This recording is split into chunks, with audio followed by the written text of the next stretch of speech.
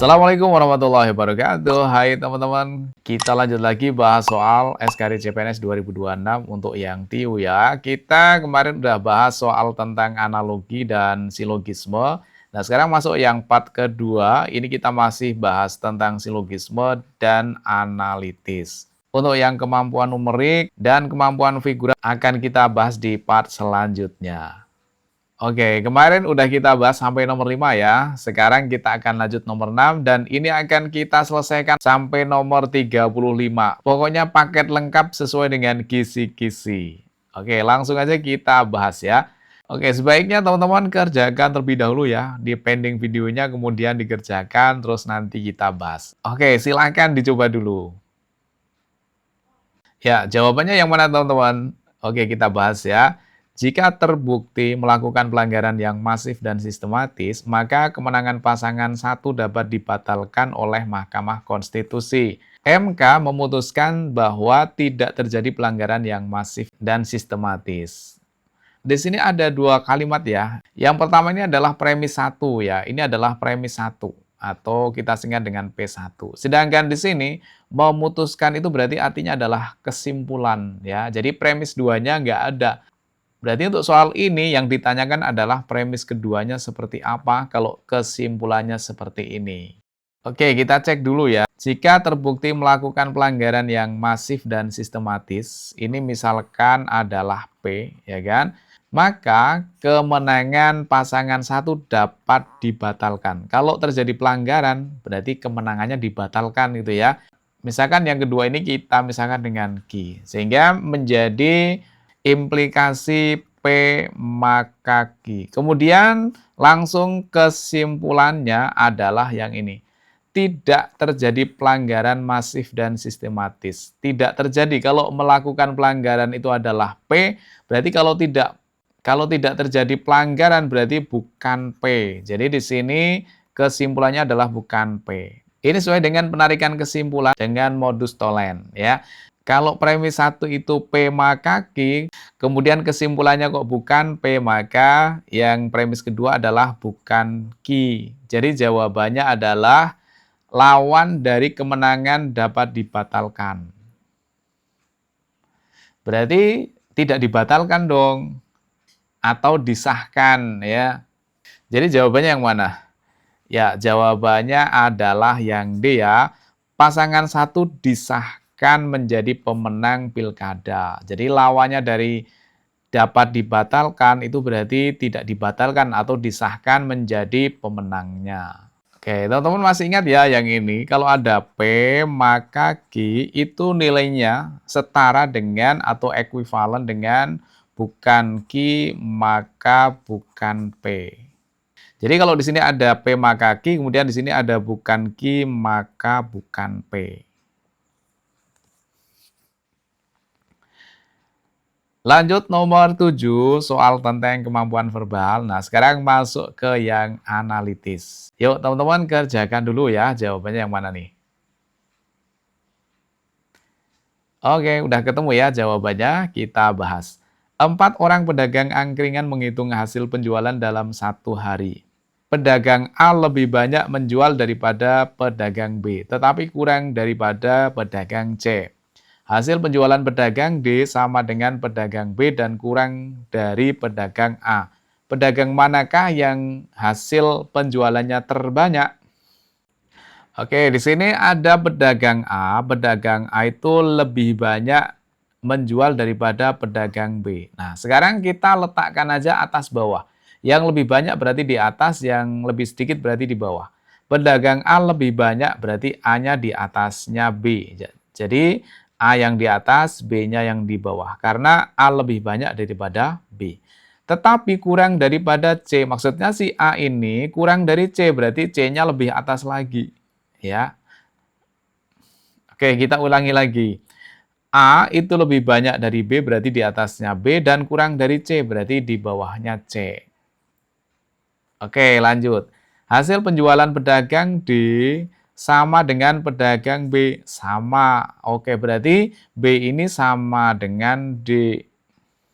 Dan kurang dari A, ya jelas kurang dari A ya. Pedagang manakah yang hasil penjualannya terbanyak? Ya udah pasti adalah yang C. Jadi jawabannya C.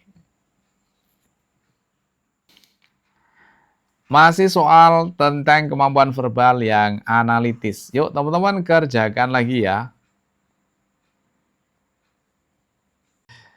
Oke, kita bahas ya. Dalam rangka merayakan kemenangan Rita sebagai Putri Indonesia tahun 2022, ia mengajak kelima temannya yaitu Cynthia, Anna, Resti, Mira, dan Fitri untuk menonton bersama di studi XX1, Kota A. Mereka berenam pun duduk satu deret dari nomor C1 sampai C6.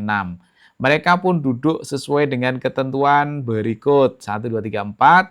Jika Ana duduk di kursi nomor C1 dan Cynthia duduk di kursi nomor C5, manakah pernyataan di bawah ini yang paling benar?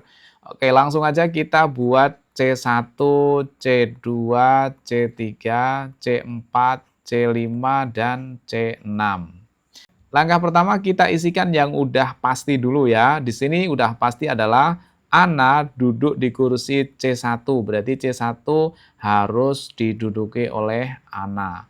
Kemudian Cynthia duduk di kursi C5, berarti ini adalah Cynthia. Oke, sekarang kita cari yang ada hubungannya dengan Ana dan Cynthia. Oke, yang mana nih? Oke, di sini ada Cynthia ya. Cynthia tidak mau duduk tepat di sebelah kanan Mira. Artinya Cynthia itu tidak mau di sebelah kirinya ada Mira, ya kan? Kalau Miranya di yang C4 ini, nanti sebelah kanannya Mira itu ada Cynthia. Padahal kan dia nggak mau tepat di sebelah kanannya. Kalau berjarak boleh, misalkan Mira di sini itu boleh, ya. Mira di sini boleh atau Mira di C6 ini boleh. Nah, misalkan kita taruh Mira di C3 ya. Nah, ini kan masih ada jarak dengan Cynthia, itu masih mau. Karena di sini adalah tepat, itu berarti bersebelahan banget ya. Oke, kita lanjut. Di sini ada Resti duduk tepat di sebelah kiri Mira, berarti kirinya Mira itu adalah C2, yaitu di sini ada Resti. Jadi Resti itu duduk tepat di sebelah kirinya Mira. Bener ya?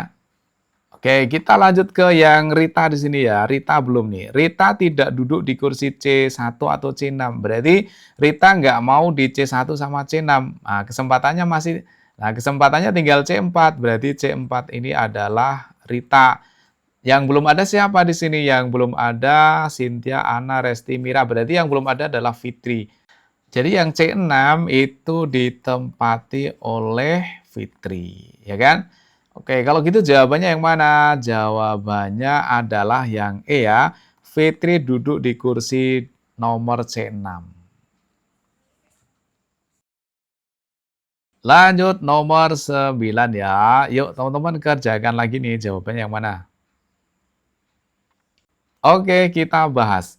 Di suatu Rabu, seorang psikiater mempunyai jadwal konsultasi dengan 7 pasiennya, yaitu PQ, RS, TU, dan V. Masing-masing satu pasien, satu jadwal konsultasi.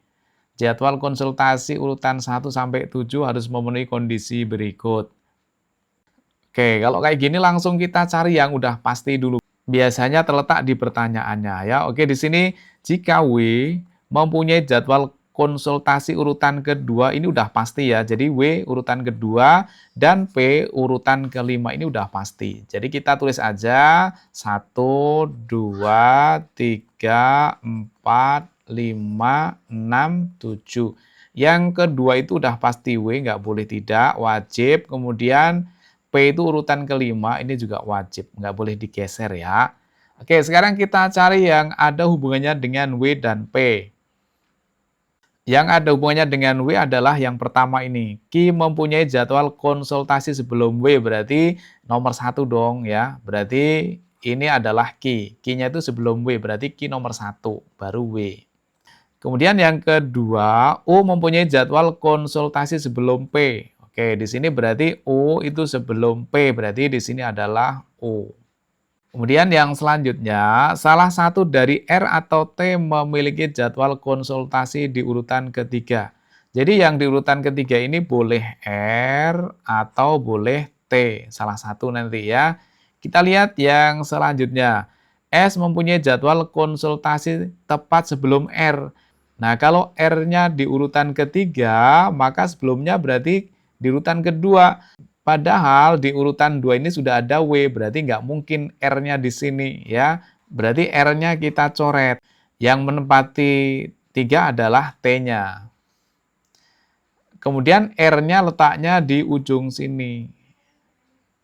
Karena nanti S-nya itu konsultasinya tepat sebelum R. Berarti di sini adalah S. S tepat sebelum R. Nah, udah jadi ya. Tinggal kita lihat pilihan jawabannya. R mempunyai jadwal konsultasi urutan ke-6. Salah ya. S mempunyai jadwal konsultasi urutan ke-4. Salah. S mempunyai jadwal konsultasi urutan ke-7. Salah. U mempunyai jadwal konsultasi urutan ke-1. Salah. U mempunyai jadwal konsultasi urutan ke-4. Benar ya, U itu adalah urutan ke-4. Jadi jawabannya yang E. Oke, informasi terlebih dahulu buat teman-teman. Sebentar lagi akan kita buka simulasi atau tryout bersama SKD CPNS yang batch 4. Yang batch 3 udah kita tutup di tanggal 26 Oktober 2025. Dan sebentar lagi batch 4 akan segera kita buka. Kita kasih kuota gratisnya 5.000. Yuk teman-teman langsung aja buat akun di sini ya. Teman-teman ketikkan di sini cpns.edufit.id ya. Nanti teman-teman buat akun terlebih dahulu dan ikuti tryout gratisnya. Kita juga menyediakan tryout yang berbayar ya. Silakan teman-teman bisa mengakses semua fitur yang ada di cpns.edufit.id. Yakinlah bahwa usaha tidak mengkhianati hasil. Dan mudah-mudahan teman-teman semuanya di tahun 2026 dapat NIP. Amin. Nomor 10, kemampuan verbal analitis. Yuk teman-teman kerjakan lagi nih. Oke, kita bahas. Sebuah restoran memiliki seorang chef dan 3 asisten chef. Karena sudah memasuki usia lanjut, chef akan mengundurkan diri. Chef harus memilih chef baru dari salah satu asistennya. Arif terampil dalam memasak tetapi 2 bulan terakhir sering izin tidak masuk. Benny, asisten yang sering bersama chef, tetapi dia masih baru 1 bulan menjadi asisten chef. Caca, asisten yang paling disiplin. Masakan Caca tidak kalah enak dari masakan Arif. Dari segi keterampilan memasak, Benny masih kalah dengan Caca. Arif paling lama bergabung di restoran. Jika chef harus memilih penggantinya dari asistennya tersebut, siapakah yang paling mungkin cocok menempati posisi chef? Oke, sekarang kita cek yang Arif dulu ya. Untuk yang Arif, Arif itu terampil dalam memasak. Tetapi 2 bulan terakhir sering izin tidak masuk. Berarti kedisiplinannya kurang. Ya, dia memang terampil, tapi kedisiplinannya kurang.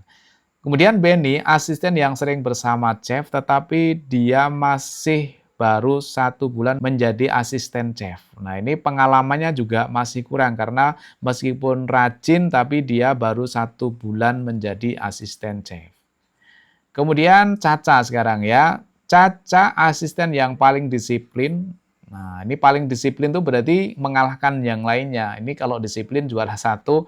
Kemudian masakan Caca tidak kalah enak dari masakan Arif. Kata-kata ini ya. Tidak kalah enak, itu berarti masakan Caca lebih enak daripada masakan Arif. Kalau gitu Arif sudah tereliminasi dari sini ya. Arif tidak disiplin karena sering izin tidak masuk, sedangkan Caca disiplin dan masakannya tidak kalah enak dari Arif. Nah, udah jelas Arif kalah di sini.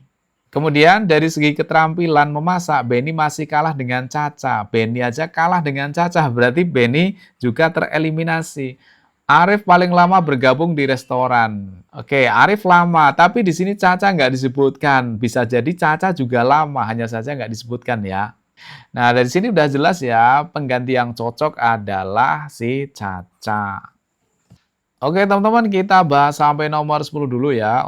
Untuk nomor 11, 12, 13, dan selanjutnya akan kita bahas di video berikutnya. Mudah-mudahan dengan persiapan yang matang, teman-teman besok mudah dalam mengerjakan soal dan lolos CPNS. Amin. Sampai ketemu di video berikutnya. Assalamualaikum warahmatullahi wabarakatuh.